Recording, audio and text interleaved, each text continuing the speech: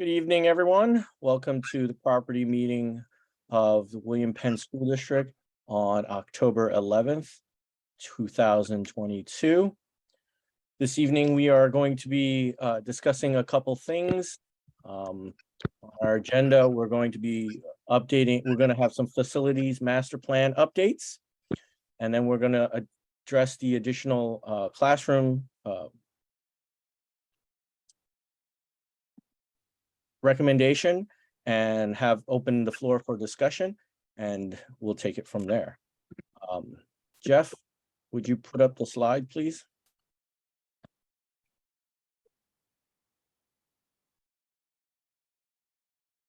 All right, so we're going to have our property meeting update, and we're going to pass this one over to Mike Kelly to update us on the East Lansdowne and Williams, the Evans Elementary School project. Thanks, Jan. Good to see everybody tonight. Glad the Phillies game is over, so we're all paying attention now and in good moods. We had a little bit of a less productivity in our office for the last 4 hours, let's just say. The quick update here, milestones and schedules. We're coming close to the end. We've completed 2 project estimates, construction estimates, which we'll be preparing and sharing with you guys at the end of the week. Both are showing that the projects are coming in on budget, so that's a good thing. There's some alternates and some things to review, so we're going to start doing that with a smaller committee every week for the next couple of weeks to review some specifics of things as I said, kind of winding down to the final days. We're going to review with you guys again all of those particulars next time we meet on November 8th, and then we're out to bid on the 10th. What that means is that's the invitation for bidders to start bidding on the projects. We are bidding them together. We thought that would make the most sense, provide the most appealing projects. Sometimes we have to look attractive. There's a lot of other projects out there, and these are independently are small, but together that's a good size amount of.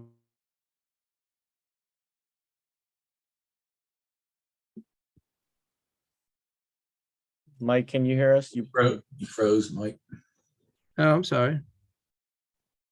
You froze. Am I back? About the 2 projects. The one project. Can you hear us, Mike? Yes, let me close out of a bunch of stuff. You guys hear me? Yes, can hear you. Okay, sorry about that. I started to say that we're bidding the projects together as one bid. We feel that combining them together would make the project more attractive to contractors. The more attractive it is, the more competition you'll have, and hopefully the better results there when it comes time to receive the bid. So out to bid on the 10th, there'll be a walkthrough on the 17th with potential contractors. Probably start at East Lansdowne, have a quick meeting and a quick walkthrough, and then hop in the car, drive down the street a little bit to Evans. Bids would be due on the 8th. That's a 4-week bid process, which is plenty of time. There's obviously the Thanksgiving holiday over there, so we're giving everybody a little bit of extra time there. We would review those bids with this committee again on the 13th, ahead of sharing them with the board on the 19th for the board's consideration to move ahead with the project. So again, we're rounding third, to use another baseball analogy, and we'll update you again next month with some of the particulars. And be moving on to bidding the project. Thank you very much, Mike. And then are there any questions for Mike from the board? Okay, seeing no questions, hearing no questions, we're going to move forward. Our next update is going to be from Mike Ruffo regarding the Kerr Field, some project updates and some upcoming project milestones. Mike? Thanks, Jen.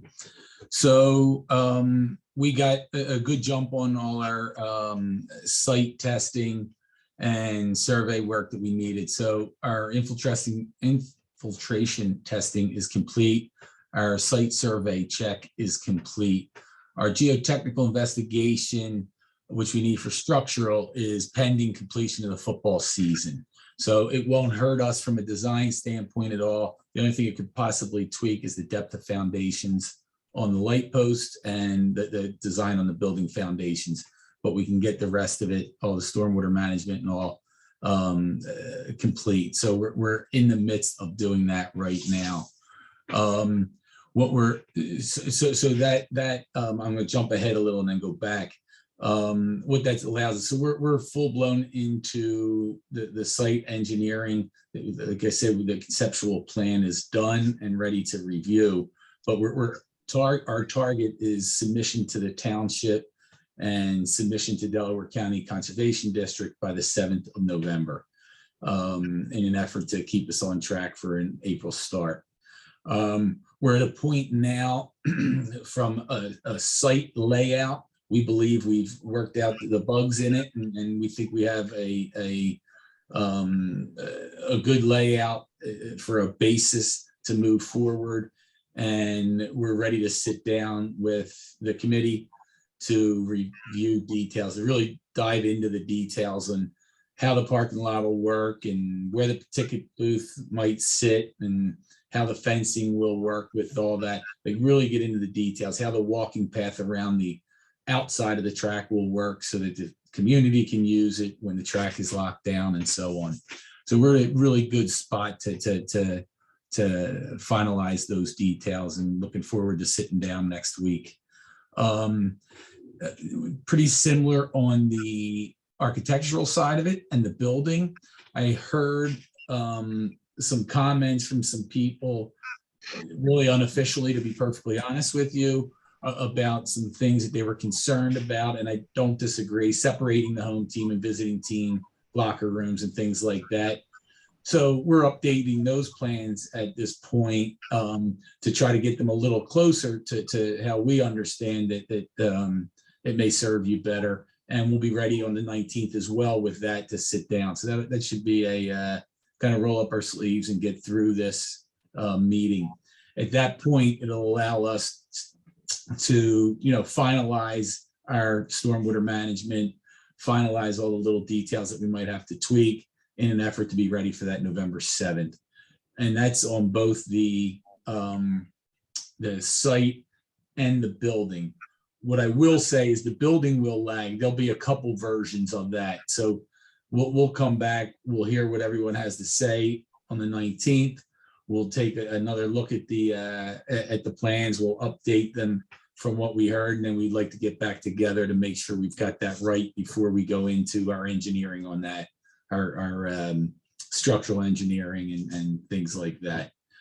And then, all of this is in preparation to make sure we understand exactly what you want for submissions, and then obviously the April 1st target for construction.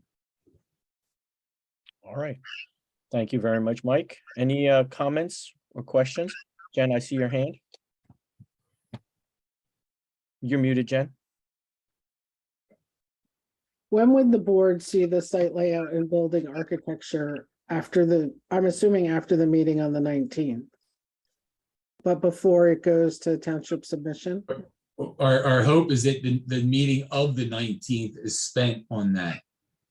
Right, but I'm asking for the entire board. Do you I'm sorry. Right? I would hope that the board would see it before township submission. Just so we know what's going to the township. Understood. I would defer to, I think, Jeff or Jan for that. So I guess the committee would review that on the 19th, and if that's good, then it would probably go out in an update to the board. Great, thank you. Any other questions?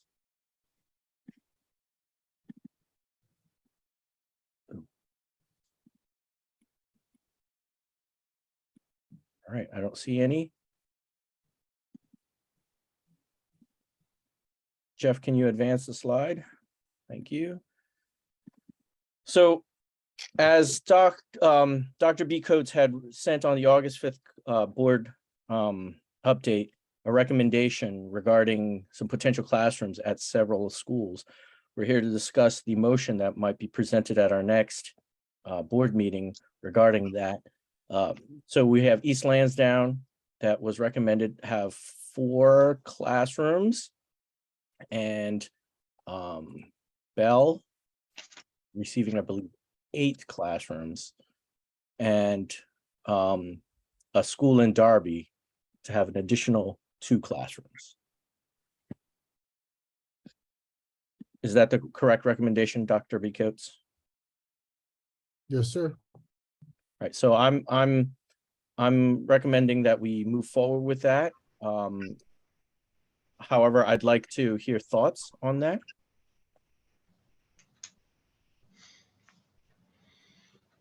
I think that would be the first step, Jan, and then getting that to the architects to see costs. I wonder if that would affect the drawings of East Lansdowne getting out.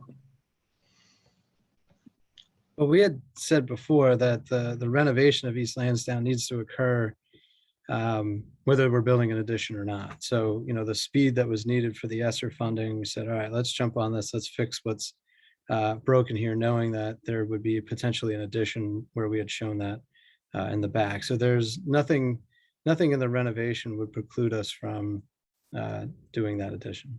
Great. So when we toured the East Lansdowne to look at, like, sort of put eyes on the renovations, we had talked about the elevator going in that closet stair. If classrooms, does that still go in that area?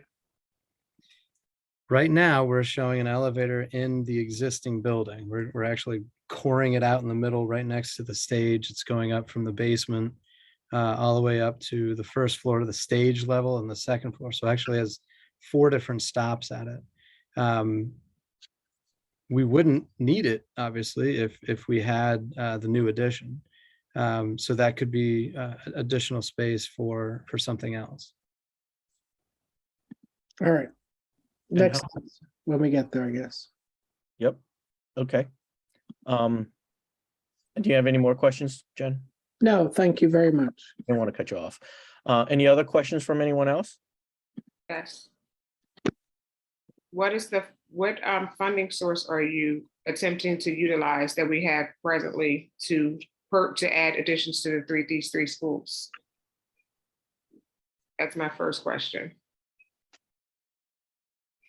So I'm going to defer to Dr. B. Coates regarding that.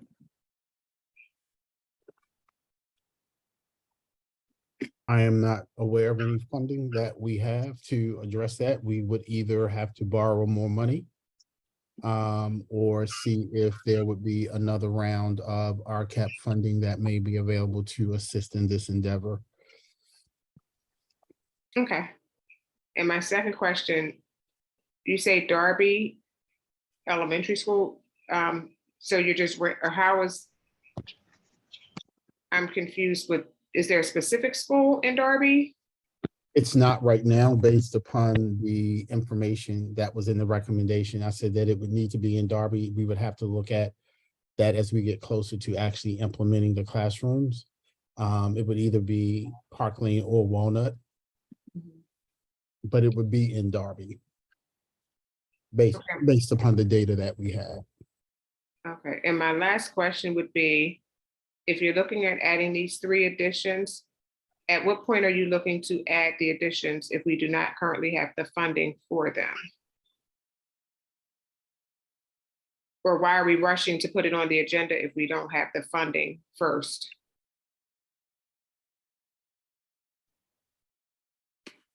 That's it. We did the same with Kerr. We're not exactly precisely aware of where we're getting the funding for that either. The same sources. That's not my question. So Kerrfield is already done, that has already been agreed upon and voted on. So my question is, we've already taken out the additional money loan for the facilities master plan, which we all agreed upon. Our last discussion was we would only address the ADA compliance and do the Kerr Field.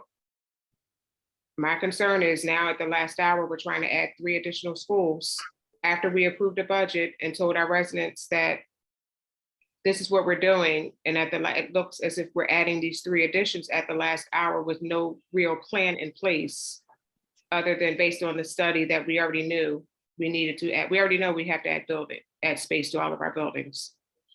But I feel like it's at the last hour that you're trying to add additions to the buildings without a clear plan. So my question is, how do you plan to do that at the last hour and our residents feel confident in our decision?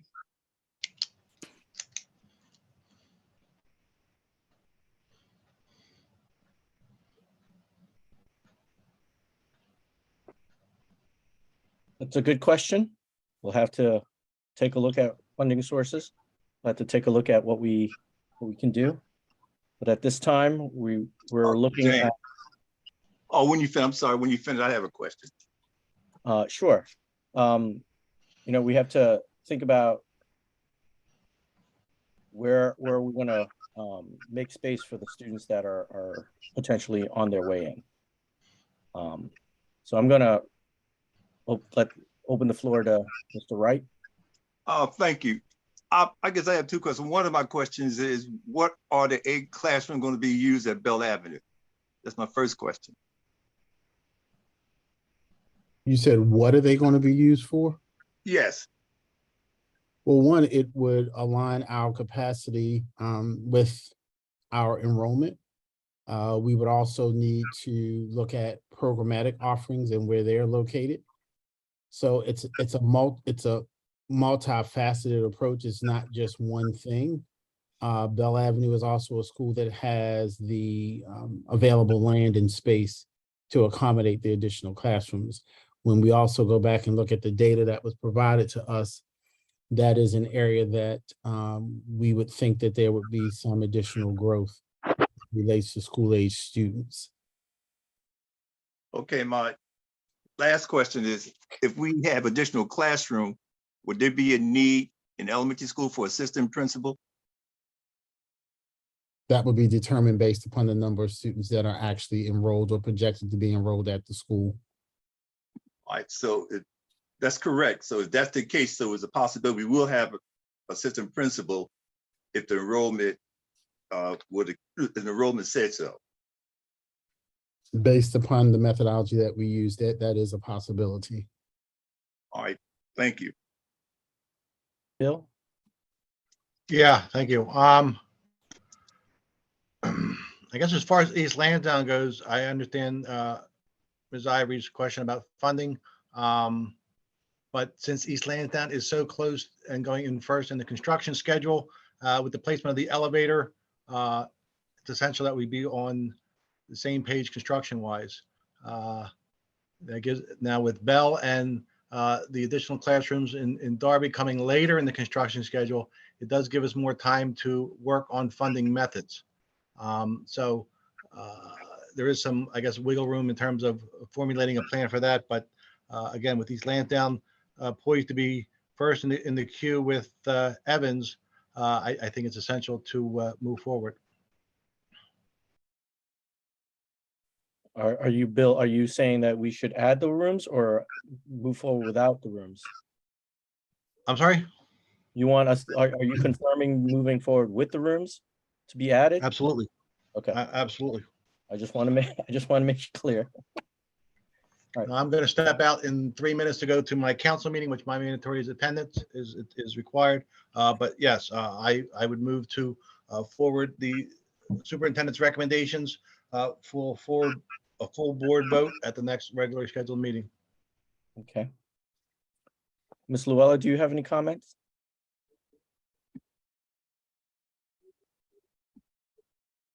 You're muted. There you go. I mean, well, somehow I think that when we were discussing the additions, they came out that if we had data to support those additions, it seemed to me like it was an okay issue. finance seems like it's a little skepticism about these classrooms. And I mean, if we're going, this is part of the facilities planning. And I think that, we got the recommendation of what we need. So I see no reason why we just can't move forward. Thank you. Ms. Boykins, do you have a comment?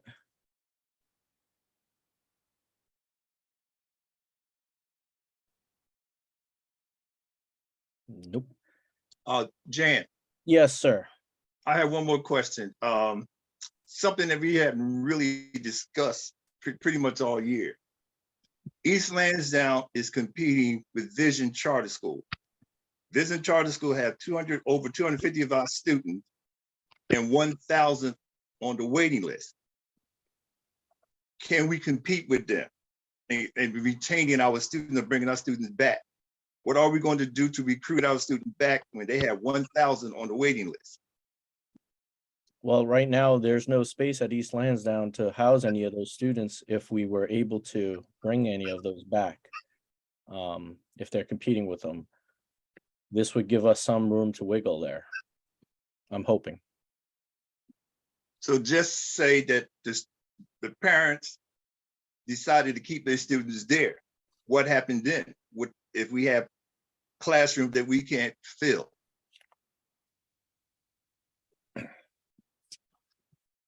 That's a good question. We'll have to determine that when that occurs. But as now, as Dr. B. Coates shared, I believe that the enrollments are going to go that way where we are growing in that area. I think the other thing we have to keep in mind is that right now, most of our buildings are over the 85% utilization that we are desiring to have. That was part of what was in the facilities master plan, that we wanted to have an 85% utilization, but keep in mind that there are multiple things that have to happen in order for the 85% utilization to be realized, i.e. high school work needs to be done. We need to have a building for the middle school population, and then the 6th grade populations can then move out of the elementary schools and be in the middle schools. And that's what was in, I shared that again in the recommendation. So it's not as if you can do one thing and not do everything else and get what you really are working toward ultimately. And I'll share again that, this is not something that's going to happen, I don't believe, overnight. It is going to take us time to realize everything that we want to see happen in the long range school facilities master plan. All right. And so I have, so out of the 2 remaining committee members, would you be in favor of moving this forward to the full board for a vote? Mr. Wright? Yes. Okay, Miss Luella? Yes. All right, and I have Bill, he shared that he would move forward. So we're gonna put this on the, we're gonna request that this motion be placed on the business meeting for the full board to consider. Hello, Mr. Tong. I was trying to unmute myself when you had asked me if I had anything to say. Hi. I'm all for getting the classrooms, definitely. I just want us, if we're all saying yes to this, what comes with that? Like, I don't know if it was already discussed with regard to taking out another loan. I don't know if that was discussed, but that is all going to be indicative of taking out more money. So I just want the board members that are saying yes to this, because how I looked at it, and I'll still say this, we were negative, we're negative 5.7. So with that being said, we're definitely going to be, we're going to have to think about that. So just wanted to add that in there, because that means we're going to have to take out another loan to be able to, get those classrooms in. So, and which also means that we will be raising taxes higher. So just wanted to put that in there, just to let everybody know what we're saying yes to.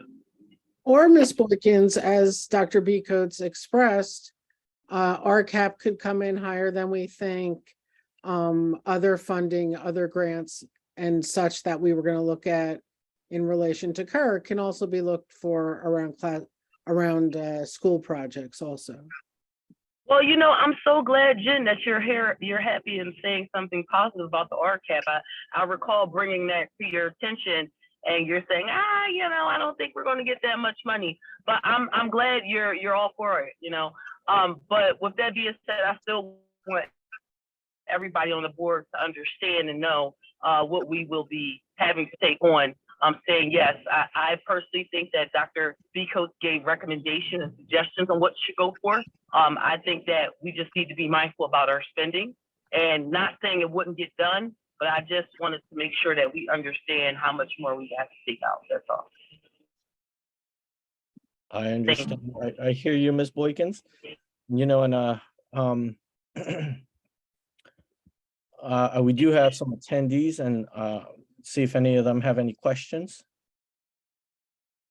None of the attendees have questions. All right. Again, thank you, Ms. Boykins, for your comment. At this point, we have the recommendation moved forward. We have heard all of our guests this afternoon. If there are no additional comments. Mr. Tong, I have one thing. I just want to make sure Sure. that the administration is clear. So are you saying that the motion is to basically accept the recommendation of the superintendent to add 8 classrooms at Bell, 4 at East Lansdowne, and the remaining 2 will be determined at a location in Darby? I Yes. just want to make sure I'm clear on the recommendation. Yes, because For the motion. Okay. the classrooms in Darby, depending on where programs are adjusted and shifted when we get to that point, I think that decision should be made closer to where the facilities need to have that additional space. Okay. Thank you. All right. Thank you very much, everyone. Have a great evening. Have a good one. Same to you.